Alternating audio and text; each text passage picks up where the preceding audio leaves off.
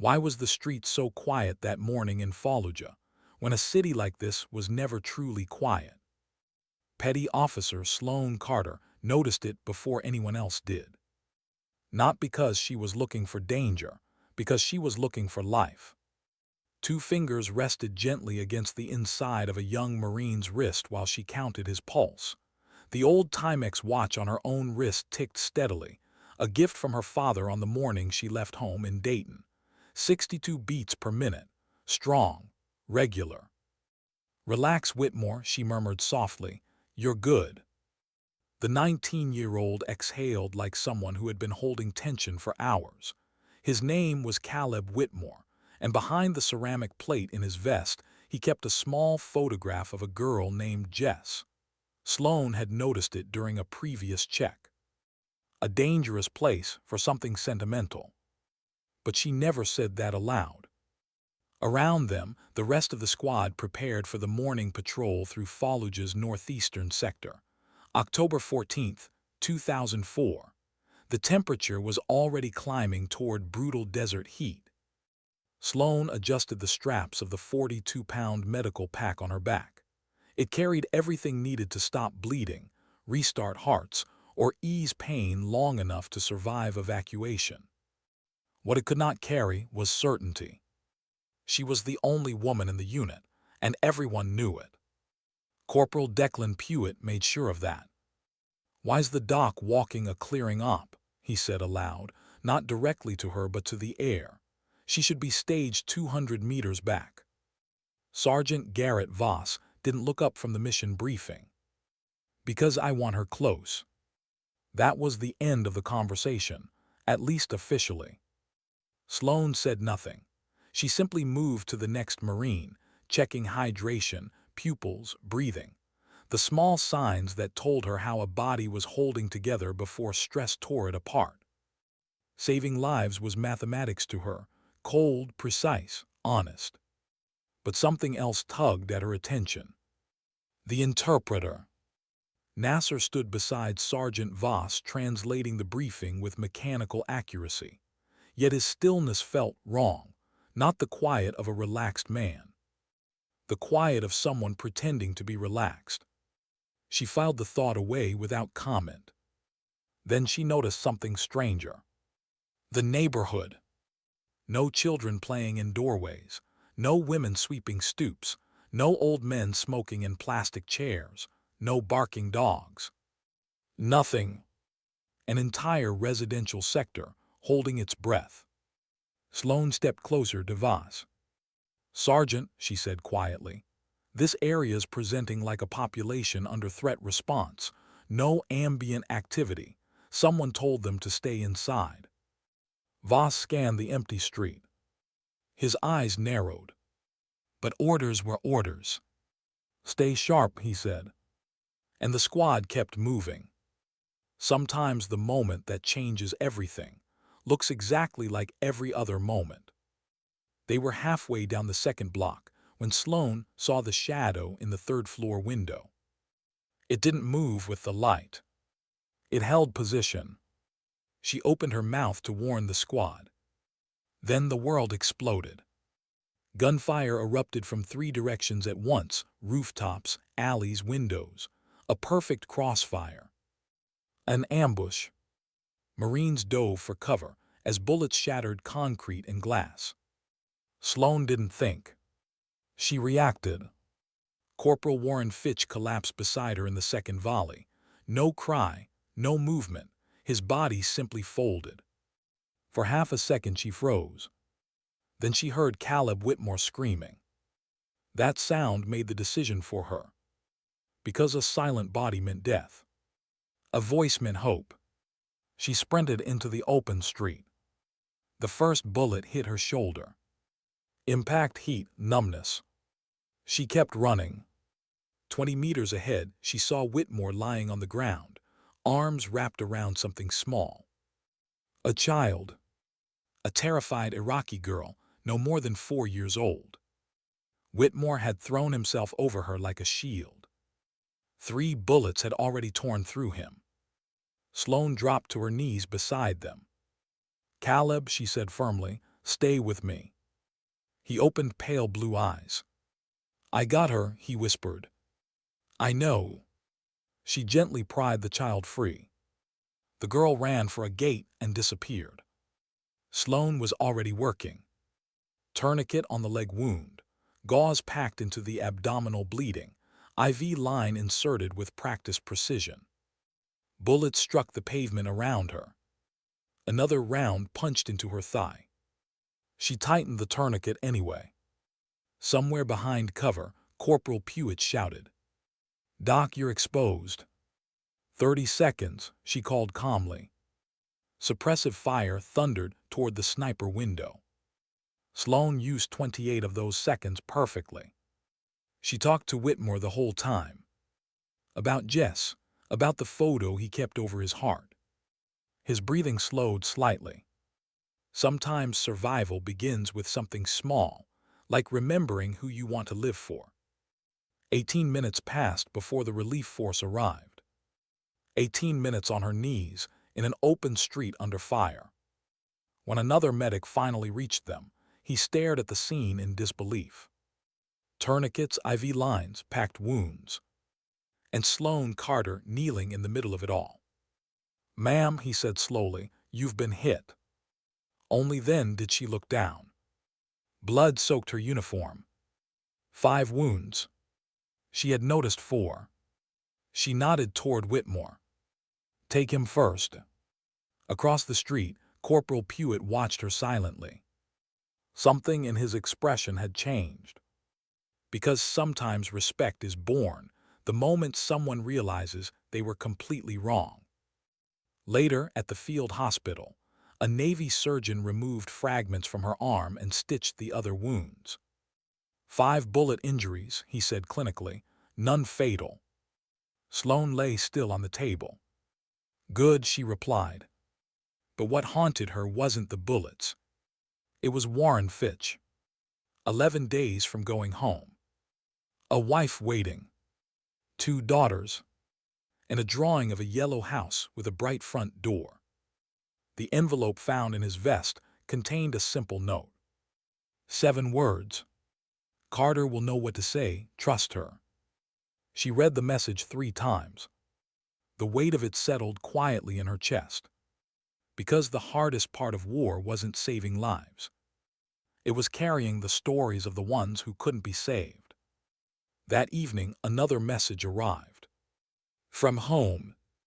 Her father's cancer had returned. The illness he'd fought for 14 months was advancing again. Sloane stood in the quiet medical tent, staring at the watch he had given her. 2 deployments he'd worn it. Now she wore it. A soldier's inheritance wasn't medals. It was responsibility. Later that week, a Navy intelligence officer arrived at the base. He brought news that chilled the room. The ambush had been orchestrated by a strategist known only as the Architect. 14 separate attacks planned across the region. And there was something worse. The interpreter Sloane had distrusted, Nasser, had been working for the network. He had leaked the patrol route. The trap had been deliberate. The officer leaned forward. We're going after him Friday morning. He studied her carefully.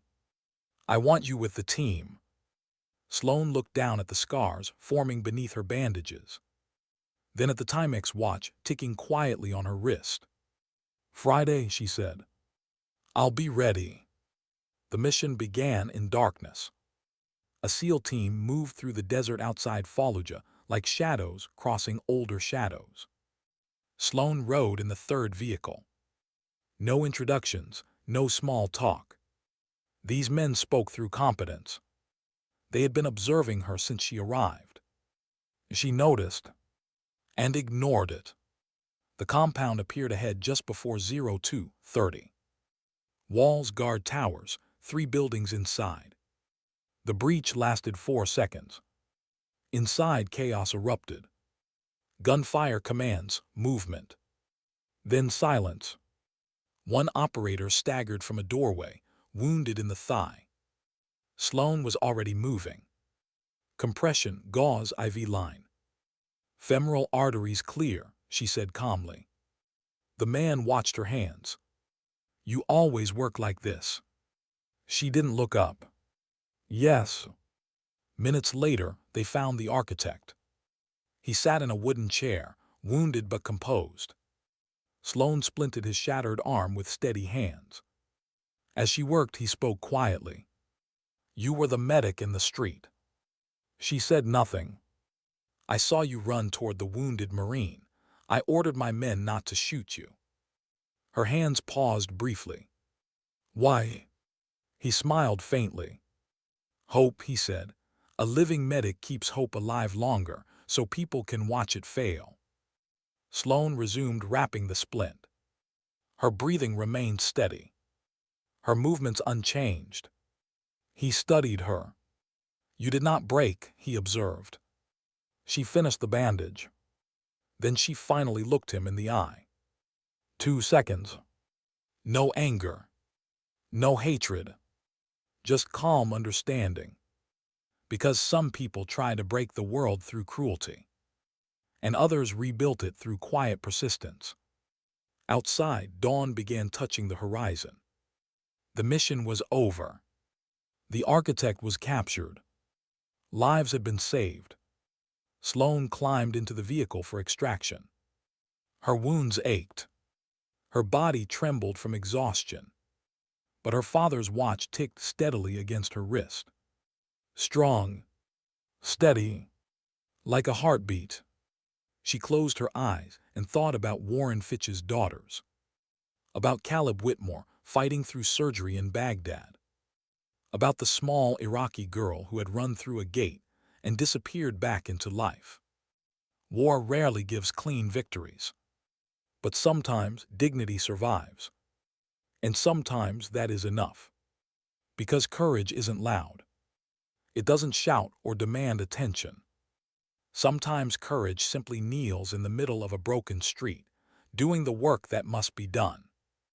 And when the smoke clears, it stands up quietly and keeps going. Because in the end, the strongest people are not the ones who destroy. They are the ones who endure. And sometimes dignity doesn't speak. It simply acts. Why did the helicopter medic suddenly stop talking when she saw the name on the patient tag? The sound of the evacuation bird still echoed in Sloane Carter's ears long after the rotors had faded over the desert. Dust drifted through the early morning airfield like smoke that refused to disappear. Marines moved quietly between vehicles. No shouting, no joking, just the quiet efficiency that followed a hard fight. Sloane sat on the metal step of a Humvee, slowly tightening the fresh bandage around her thigh. The wound burned, but pain had a way of fatting when the mind had other things to carry. Across the tarmac, the medevac helicopter lifted into the pale Iraqi sunrise, carrying Caleb Whitmore toward a surgical team in Baghdad. Alive. That word mattered. Because 18 minutes earlier, he should have been dead. She closed her eyes briefly. Not in relief. In calculation. Tourniquet time, blood loss, shock progression. Her brain still replayed every second of the street. Every decision. Every moment she had almost been too late. Doc. The voice belonged to Sergeant Garrett Voss. He stood beside the Humvee, arms crossed, studying her quietly. You should be in the medical tent, he said. Sloane finished tying the bandage. I've had worse. That wasn't bravado, just math. Voss didn't argue. He simply handed her a small plastic pouch. Inside was the photograph. Jess. The girl with freckles and a crooked smile. Whitmore's girl. Found it in his vest, Voss said. Figured you know where it belongs. Sloane stared at the photo for a long moment. Then slipped it carefully into her own pocket. I'll return it, she said softly. Voss nodded once. Then he lowered his voice. Intel's already reviewing the ambush. That sentence carried weight. Ambushes happened in Fallujah. But this one had been too precise. 3 firing angles, timed volleys, perfect knowledge of their route. Someone had known exactly where the patrol would walk. Sloane thought of the empty streets, the silent doorways, the interpreter standing too still beside the briefing map. Nasser. Her stomach tightened. "You're thinking it too," Voss said quietly. She didn't answer, because she already knew the answer. Inside the command tent, the air smelled of coffee, sweat, and dust-covered electronics. A satellite map of the city glowed across 3 monitors. Lieutenant Commander Reed from Naval Intelligence stood beside them. Tall, pale, unreadable. He didn't greet them. He simply pointed to the screen. "This," he said, "is not random insurgent behavior."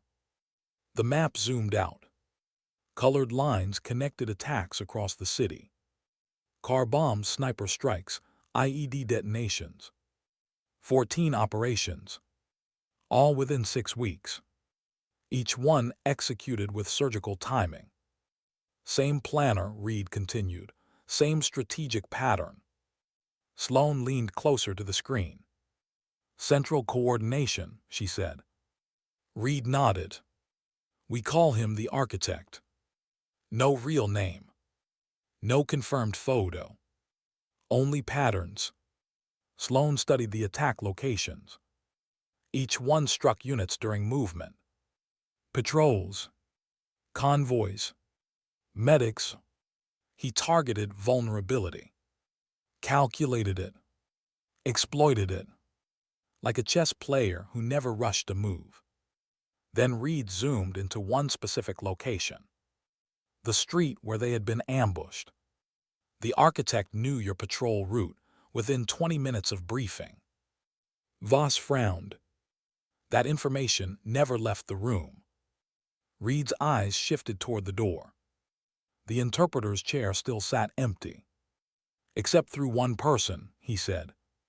Silence filled the tent, because everyone now understood. Nasser, the man who had calmly translated their mission while delivering them into a kill zone. Sloane felt a strange calm settle inside her. Not anger, clarity, because betrayal removed uncertainty. And uncertainty was always the most dangerous element in war. Reed spoke again. "Nasser vanished 2 hours after the attack." Voss exhaled slowly. "Of course he did. But he didn't vanish far," Reed added. The screen shifted to satellite imagery of a compound west of the city. Mud walls, guard towers, 3 interior buildings. Thermal scans showed heat signatures moving inside. "This facility," Reed said, "is likely a communication node for the architect's network." He turned toward Sloane. "And we believe Nasser is there." She met his gaze calmly. "And the architect?" Reed paused. "That's the interesting part." He tapped the screen. "Our signals team intercepted a short-range radio burst last night." Another map appeared. Coordinates. Transmission triangulation. Directly from the compound. The architect may be operating from inside. The tent grew quiet, because this was no longer just intelligence. It was opportunity. Voss crossed his arms. "So what's the plan?" Reed didn't hesitate. "SEAL team insertion, Thursday night." Then he looked directly at Sloane. "And I want our medic present." Voss immediately shook his head. "She took 5 rounds yesterday." 6, Sloane corrected quietly. They both looked at her. 6. She touched her side. Through and through, grazed a rib. Voss stared at her. "You didn't mention that." "It didn't affect treatment." Reed studied her carefully. "Can you operate?" Sloane considered the question. "Not physically. Mentally." The answer came easily. "Yes." Voss rubbed his forehead. You're unbelievable. But he didn't argue, because everyone in that room knew the truth. The mission would move forward with or without comfort. Later that evening, Sloane sat alone behind the medical tent cleaning dried blood from her instruments. The sky above Fallujah glowed deep orange as the sun disappeared behind the city. Her hands moved slowly, methodically. Forceps, scalpel, gauze. Each tool returned to its precise location. Routine was a medic's armor. Across the camp, Marines laughed briefly around a radio. A normal sound. A fragile sound. She wondered how many of them would still be alive next month. Then she felt the weight in her pocket. Whitmore's photograph. She pulled it out again. Jess's smile looked strangely bright against the dusty evening. A reminder that somewhere beyond the desert, life continued. Sloane stared at the picture quietly.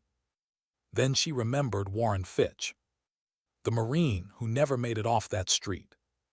His daughters, the yellow house in the drawing, and the note. Carter will know what to say. The responsibility pressed heavily on her chest. War gave medics strange roles.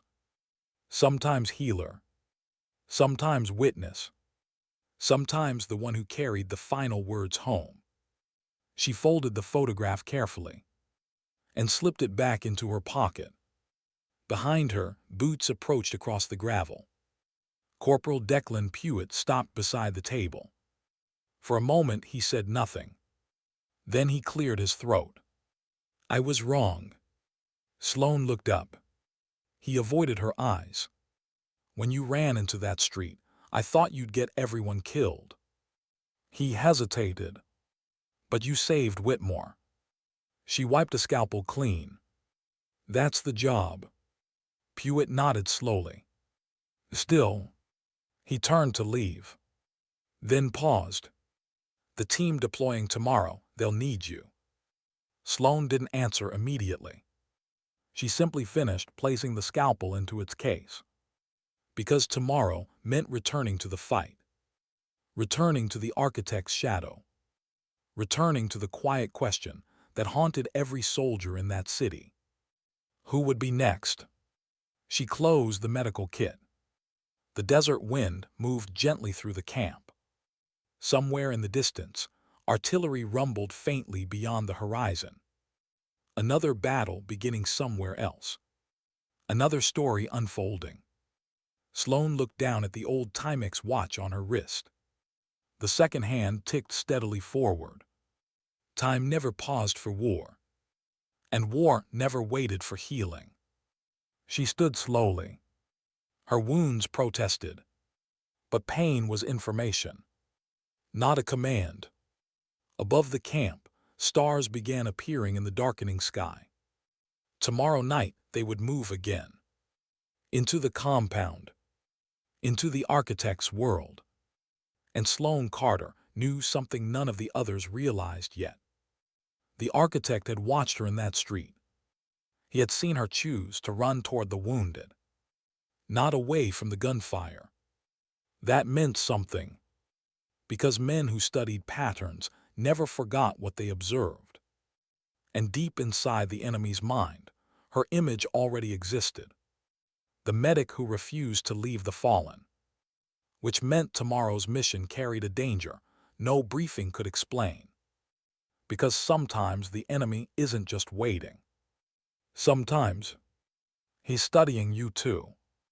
Why did the veteran SEAL suddenly stop outside the helicopter and stare at Sloane Carter like he had just seen something impossible? The night air outside Fallujah carried that strange desert chill that came only after midnight. Engines idled softly on the dark airstrip. Red lights blinked along the runway like quiet warnings to the sky. Somewhere beyond the perimeter, distant gunfire cracked, short, angry bursts swallowed quickly by the desert. Sloane Carter adjusted the straps of her medical pack for the third time. Not because it was loose. Because her mind refused to sit still. 6 bullet wounds. That was the number the surgeon had written in her chart. 6 reasons she should be lying in a hospital bed instead of standing beside a helicopter preparing for another mission. But charts didn't decide things like this. People did. A tall man stepped out of the shadow of the helicopter's open door. Broad shoulders, quiet posture, a thick beard dusted with gray.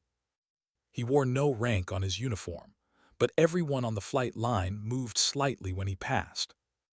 Master Chief Ronan Hale. Team leader. He studied Sloan with calm, measuring eyes.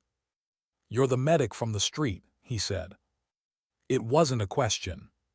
Sloan nodded once. "Yes." Hale glanced down at her bandaged arm, then at the stiff way she stood on her injured leg. 6 rounds, he said. "You move well for someone who should still be bleeding." Sloan shrugged lightly. Bleeding stopped. For a moment Hale didn't react. Then the corner of his mouth twitched slightly. Not quite a smile. More like acknowledgement. Behind him, the rest of the SEAL team loaded equipment into the helicopter. 7 operators. No wasted movement. No loud voices. The quiet efficiency of men who had spent years working in darkness together. One of them, a lean operator with night vision goggles resting on his helmet, leaned toward Hale. "That her?" he asked quietly. Hale didn't look away from Sloan. "Yeah," he said. The operator raised his eyebrows slightly. "Damn." Sloan pretended she didn't hear. Because reputation traveled faster than helicopters in a place like Fallujah. And the story of the medic kneeling in the middle of a street under sniper fire had already begun spreading across the base. But stories were dangerous things. They turned ordinary decisions into legends. And legends made people careless. Hale gestured toward the helicopter. "You ready, Doc?" She stepped forward without hesitation. "Yes." Inside the aircraft, the red cabin lights painted everyone in deep shadows. The doors slammed shut. The engine roar intensified.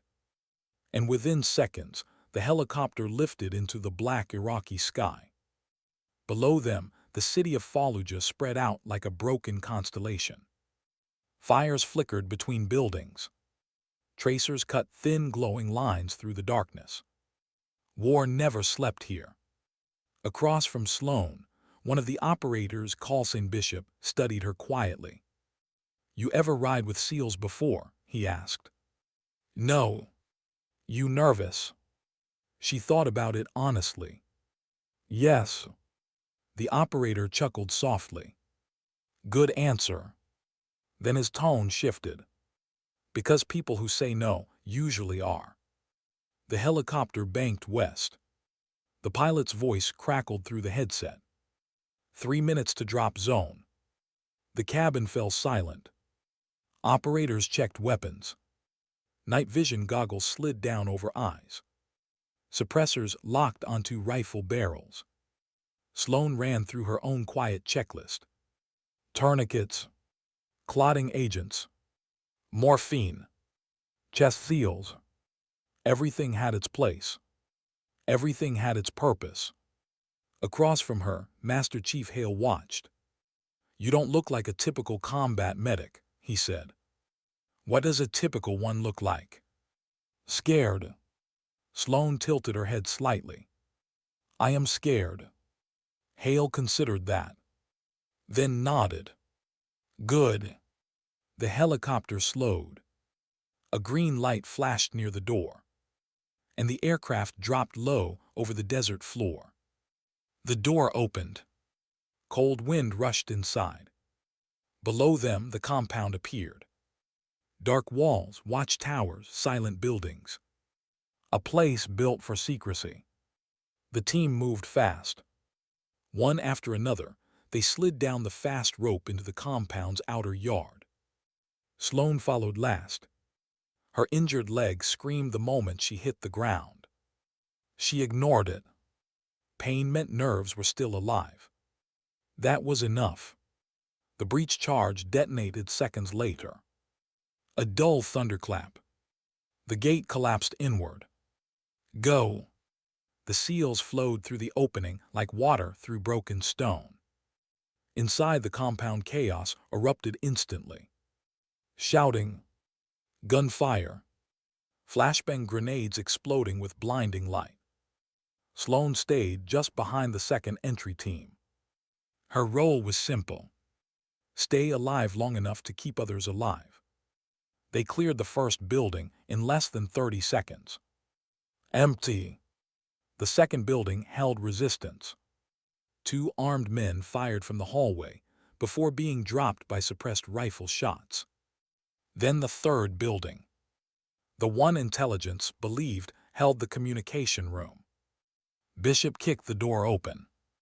Gunfire erupted instantly.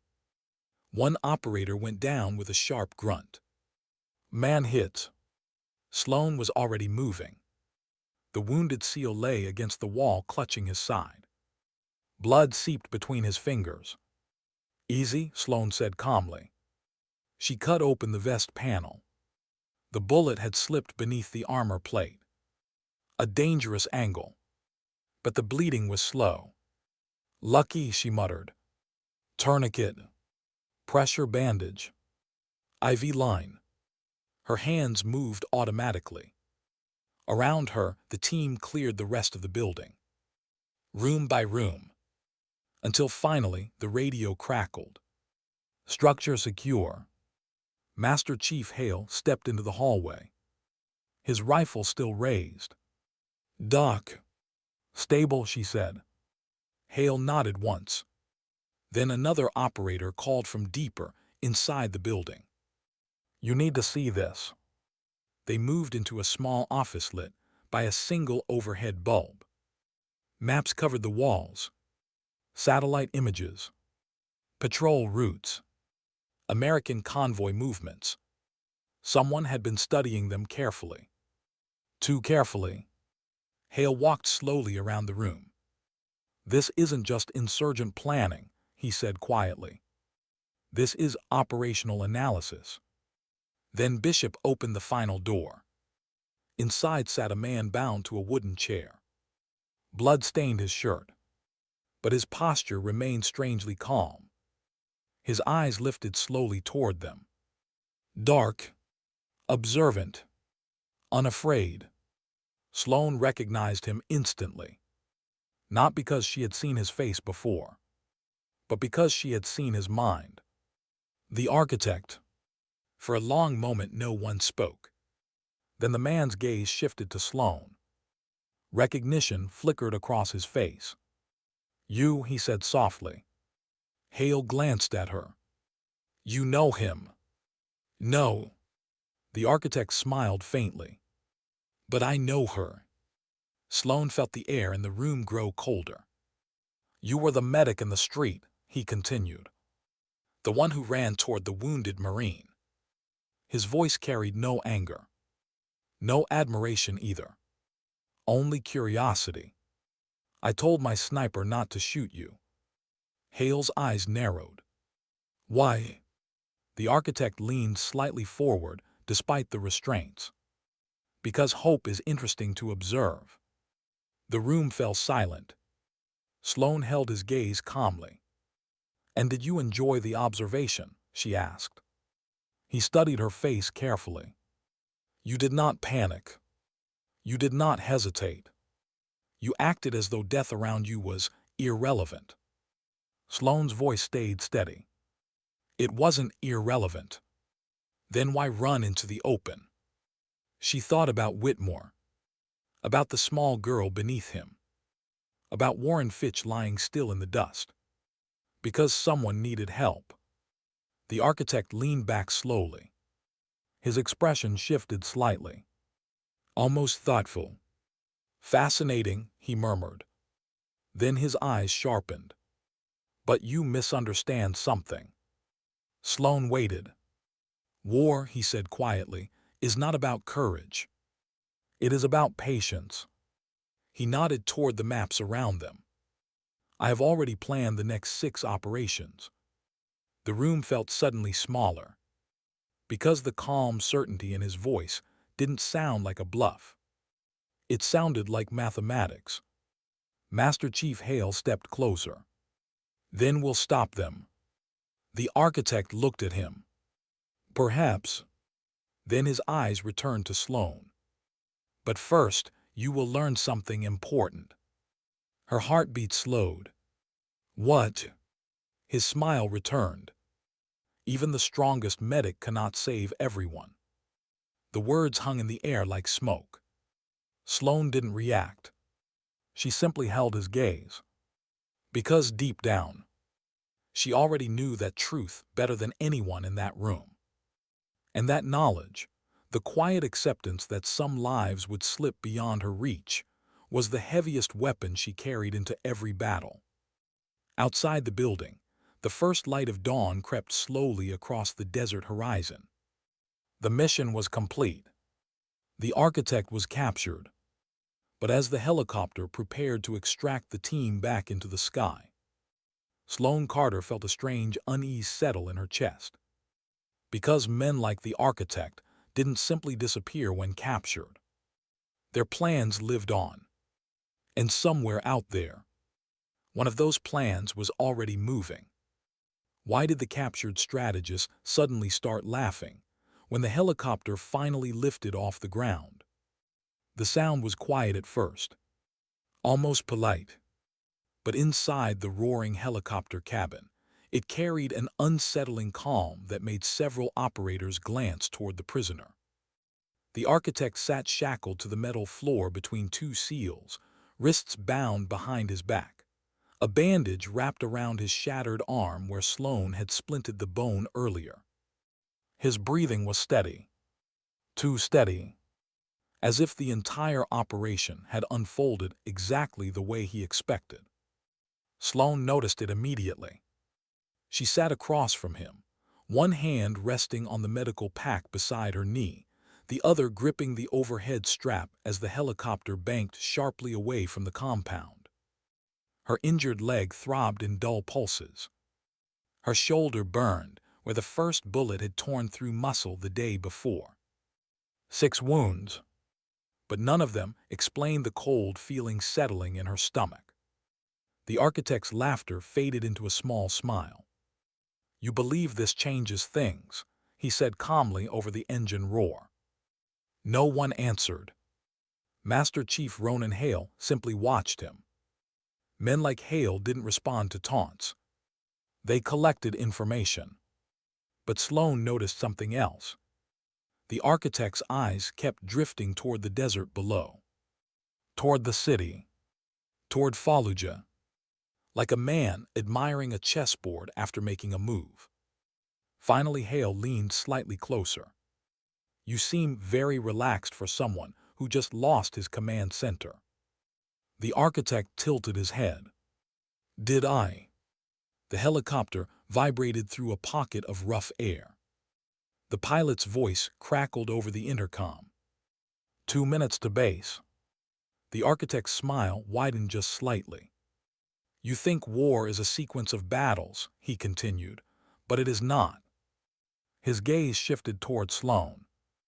It is a sequence of decisions. Sloane held his stare. You sound proud of your decisions. I am proud of their accuracy. One of the SEAL operators beside him tightened his grip on the restraints. Careful, he muttered. But the architect wasn't finished. I calculated something interesting when I studied you, he said quietly to Sloane. She didn't move. Your pattern. My pattern. Yes, you always run toward the wounded. The helicopter grew louder as it descended toward the base runway. Of course I do, Sloane replied. The architect nodded slowly. Which means you can always be predicted. Something about the way he said that made a ripple pass through Sloane's mind. A small detail.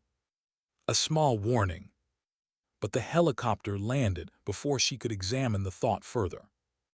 The wheels struck the runway with a hard jolt. Engines whined as the aircraft slowed. The doors opened. Cold night air rushed inside. SEAL operators moved fast, escorting the architect off the aircraft toward the waiting intelligence vehicles. He paused once beside Sloane before stepping down. For a moment, their eyes met again. "You will remember what I said," he told her softly.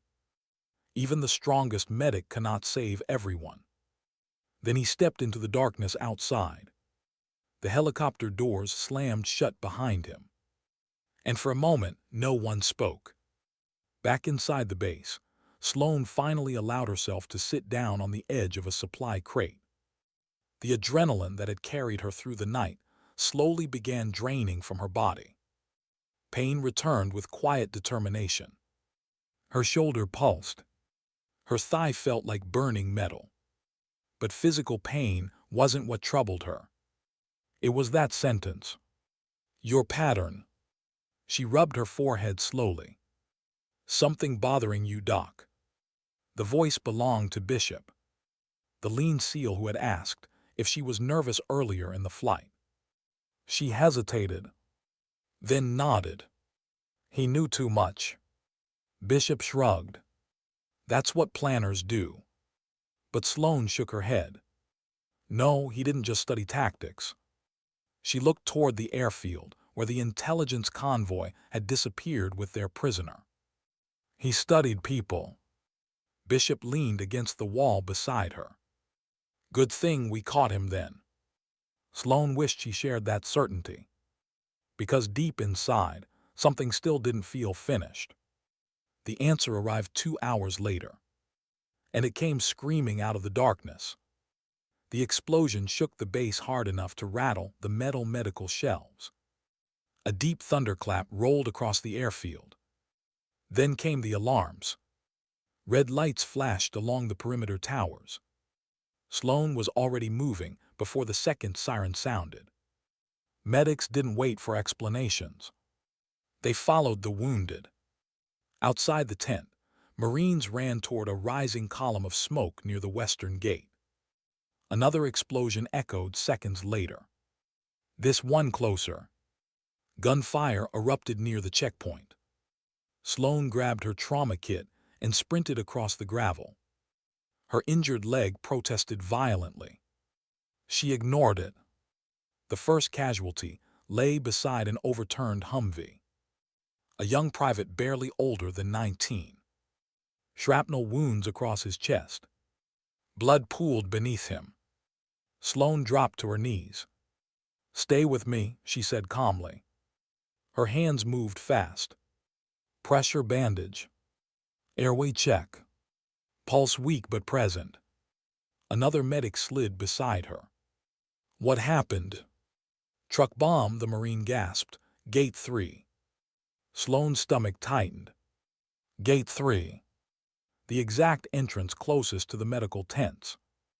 The exact entrance she always ran toward when casualties arrived. Her mind flashed back to the helicopter. "Your pattern.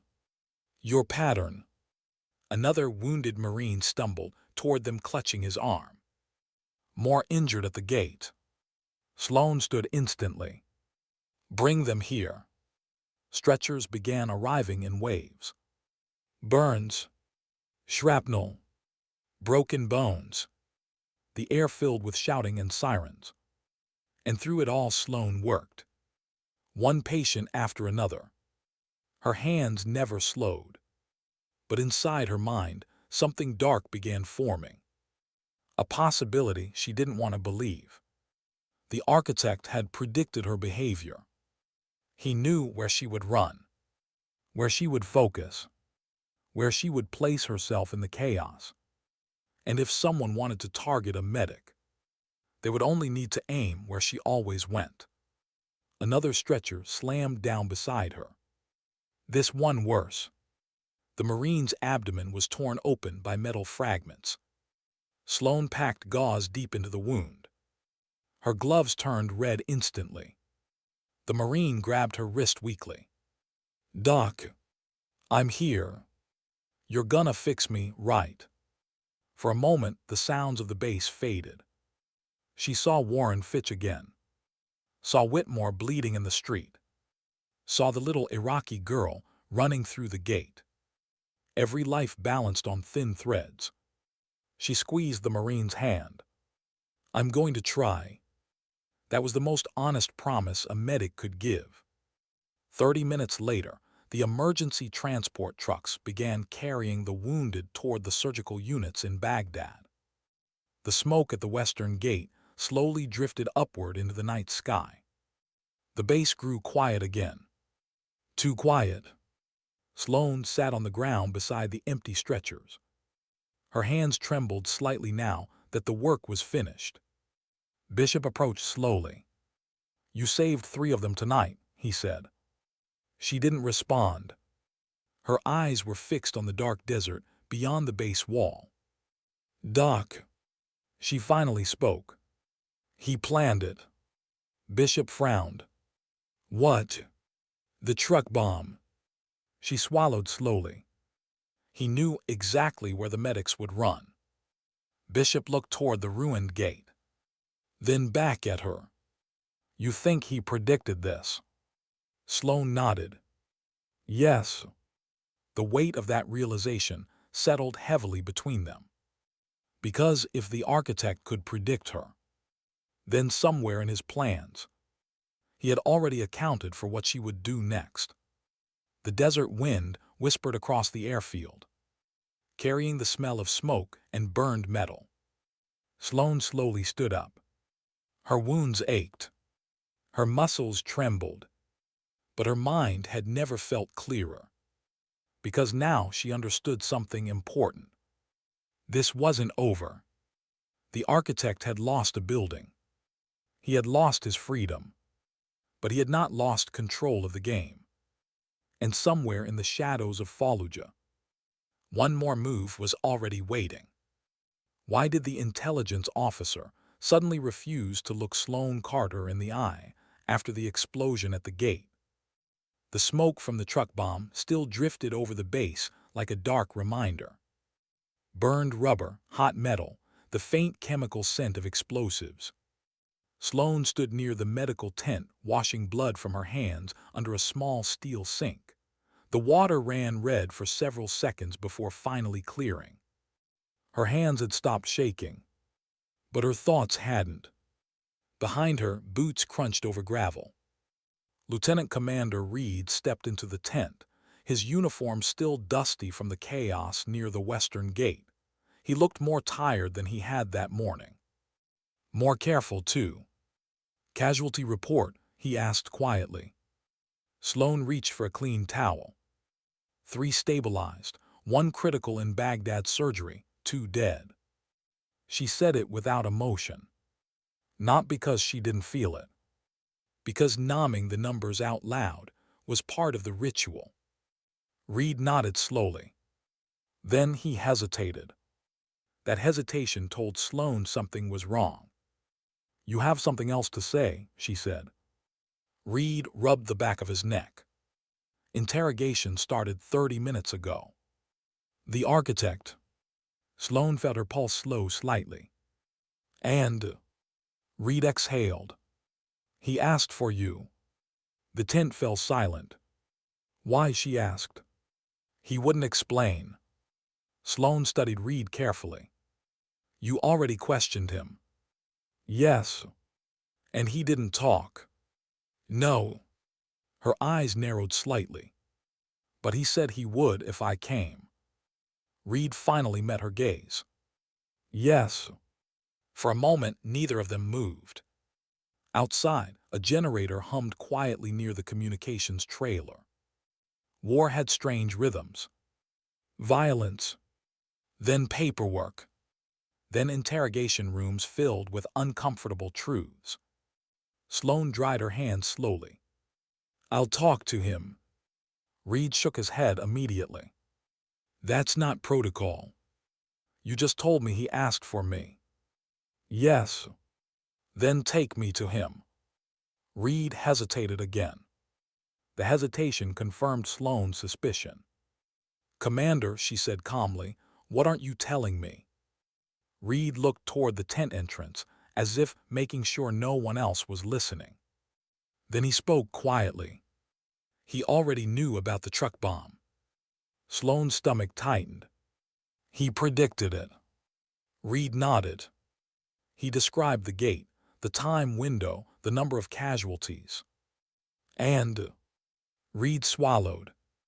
And he said something else. Sloane waited. He said you would understand why. The words hung in the air like dust after an explosion. Sloane felt a slow chill crawl up her spine.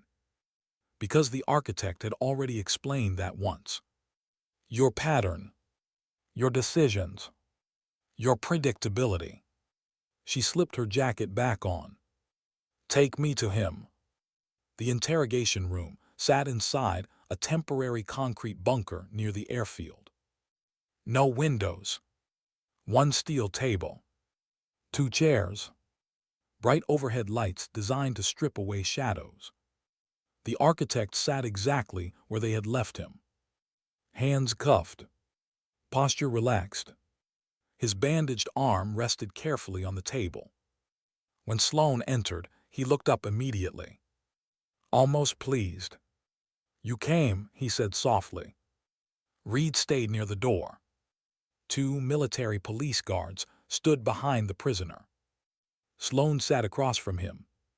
Neither spoke for several seconds. The architect studied her face like a scientist observing a specimen. You look tired, he said.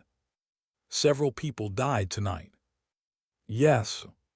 He tilted his head slightly. But fewer than expected. The words made Sloane's jaw tighten. You planned the truck bomb. Yes. You predicted the casualties. Yes. Why tell us? The architect smiled faintly. Because the real question is not why. He leaned slightly forward. It is how. Sloane didn't blink. You want me to guess. I want you to think. Reed shifted behind her. This isn't a game. The architect ignored him. His eyes remained on Sloane. You believe war is about saving lives. It is. No. He tapped the table lightly. War is about controlling behavior. Sloane leaned forward slightly. You planned the bomb because you knew medics would run toward the wounded. Yes. You predicted I would be among them. Yes. And you're proud of that. The architect shook his head slowly. Pride is not relevant. He gestured slightly toward her medical kit. You are an equation. The room grew colder. An equation, Sloane repeated. Yes. He spoke with unsettling calm. When someone bleeds, you move closer. When someone suffers, you prioritize them. When chaos begins, you run toward it. He nodded thoughtfully. Very reliable behavior. Sloane felt anger rise slowly in her chest. So you tried to kill me. The architect shrugged. I tried to test the equation. Reed slammed a hand against the table. That explosion killed 2 Marines. The architect looked at him with mild curiosity. And saved 8. The room went silent. Sloane frowned. What? He turned back to her. You stabilized 3 casualties tonight before they reached surgery. Yes. 3 who would have died without immediate care. Sloane felt something twist in her chest. You're twisting the math. No. He shook his head. I'm improving it. Then he said something that made the air leave Sloane's lungs. The truck bomb was not the primary attack. Her pulse spiked. What do you mean? The real attack was scheduled 1 hour later. Reed stepped forward. Where? The architect's smile faded slightly. An American convoy leaving this base. Reed stared at him. You're lying. Check your patrol logs. The intelligence officer rushed out of the room. Sloane remained seated. Her heartbeat thumped steadily in her ears. If the convoy left, she asked slowly, why didn't the attack happen? The architect folded his hands calmly. Because the convoy never departed. Sloane's mind raced. The truck bomb had forced the base into lockdown. No vehicles moved. No convoys left the gate. The ambush team, waiting on the highway, had been left sitting in darkness. Empty road. No targets. The architect watched realization spread across her face. Yes, he said quietly. The explosion saved them. Sloane's voice hardened. You're claiming you prevented your own attack. I corrected a calculation. People died. Fewer than would have. The door burst open. Reed returned breathing hard. The convoy, it was delayed because of the blast. He looked at Sloane. Route intel confirms an insurgent ambush team was waiting 10 miles out. The room felt smaller suddenly. Reed stared at the prisoner. You're telling us you sabotaged your own operation. The architect shrugged slightly. War rewards adaptability. Sloane leaned forward slowly. Why? For the first time, the architect hesitated.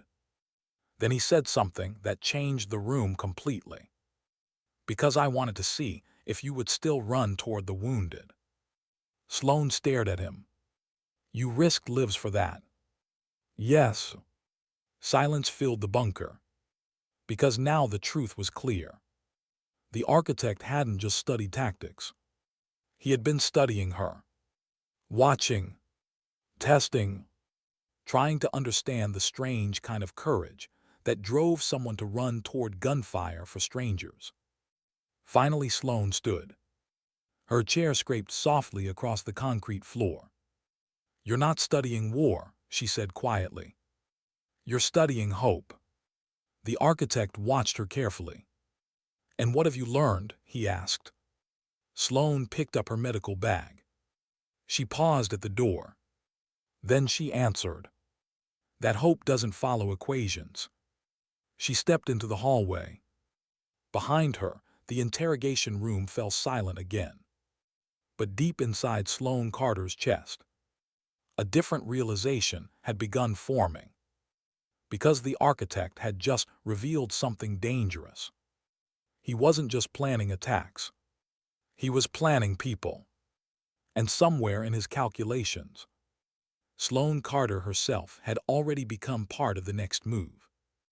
Why did Sloane Carter feel more afraid walking back toward the interrogation bunker than she ever had running through gunfire? The desert wind had picked up again. It pushed dust across the base like drifting smoke, rattling loose sheets of metal along the temporary buildings. Somewhere, a generator hummed steadily, powering lights that made the night look almost peaceful. Almost. Sloane walked slowly across the gravel toward the bunker, her medical pack resting against her back like a familiar weight. Her wounds ached now in deeper, heavier waves. 6 bullet injuries. A sleepless night. 3 emergency surgeries. But none of that explained the strange unease in her chest. Because the architect had revealed something dangerous. Not about bombs. Not about convoys. About her. He had studied her decisions, her instincts, her compassion, and turned them into a weapon. Behind her, Master Chief Ronan Hale caught up quietly. You look like someone who just read the ending of a bad book, he said. Sloane glanced at him. I think he's still writing it. Hale nodded slowly. Reed briefed me. They walked together in silence for a moment. Then Hale asked the question no one else had. You think he told the truth? Sloane didn't answer immediately. Because truth in war was rarely clean. He predicted the convoy ambush, she said finally. And the truck bomb. Yeah. She stopped walking. The bunker door stood 20 feet ahead. 2 guards posted outside. harsh white lights illuminating the entrance. He planned both, she continued quietly. Why? Hale folded his arms. To prove a point. No, Sloane said. To change something. Hale studied her face. Like what? She looked toward the bunker. The equation. Inside, the architect sat exactly as they had left him. Still calm. Still composed. Still watching. When Sloane stepped inside, his eyes lifted again. You returned. She sat across from him. Yes.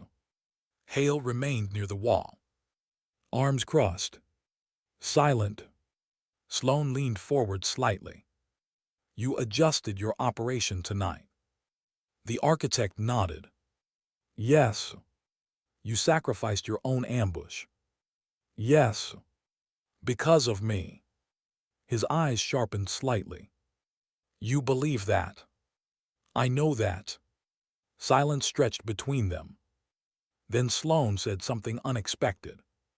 You miscalculated. The architect blinked once. A small, rare crack in his composure. How? You assumed something about me. His curiosity returned. Explain.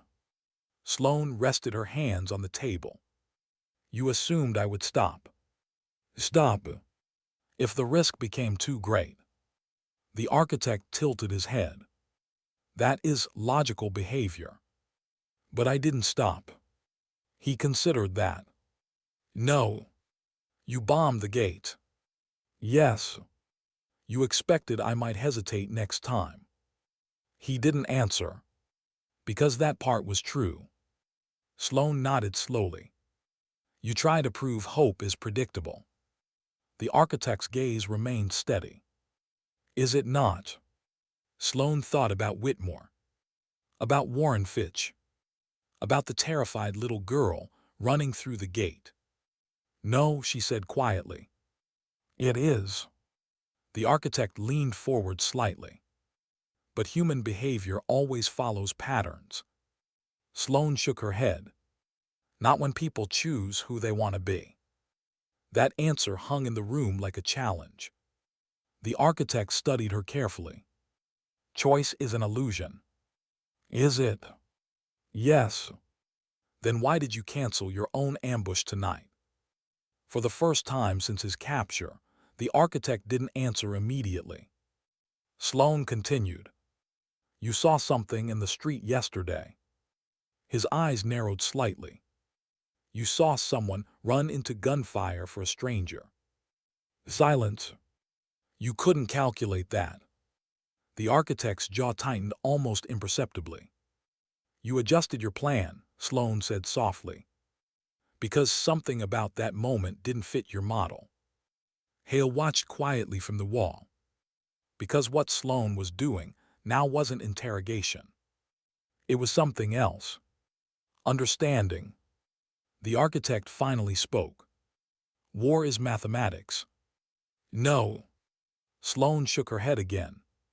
War is people. And people, he replied calmly, are predictable. Then predict this. Sloane stood up. Her chair scraped against the floor. The architect watched her carefully. You expected fear to change me, she said. You expected pain to slow me. He said nothing. You expected the explosion tonight to make me hesitate next time someone needed help. Still silence. Sloane picked up her medical bag. But tomorrow, she said quietly, if someone is bleeding. She paused at the door. I'll run toward them again. The architect's eyes followed her. And for the first time, there was something new in them. Not curiosity. Something deeper. Uncertainty. Because the equation he had built, the careful model of fear, risk, and survival, had just been broken. Not by strategy. By choice. Sloane stepped outside into the cool desert night. Hale followed her out. They walked slowly away from the bunker lights. After a moment, Hale asked quietly, You think you changed his mind. Sloane looked up at the stars above Fallujah. No. She adjusted the strap of her medical pack. But I changed his math. Across the base, Marines moved through the quiet aftermath of another long night. Stretchers stacked beside the medical tents. Mechanics repairing damaged vehicles. Radio chatter drifting softly through the air. War continuing. Always continuing. Sloane touched the old Timex watch on her wrist. Her father's watch. Still ticking. Still steady. Somewhere in Baghdad, Caleb Whitmore was fighting through surgery. Somewhere in America, two daughters would soon learn their father Warren Fitch wasn't coming home. And somewhere in the dark bunker behind her, a man who believed courage could be measured in equations was staring at a problem he could no longer solve. Sloane Carter walked back toward the medical tent. Because tomorrow would bring new casualties, new decisions, new moments where someone had to choose whether to run toward danger or away from it. And she already knew what her choice would be. Not because it was logical, not because it was safe, but because sometimes the strongest act in a broken world is refusing to become part of the damage.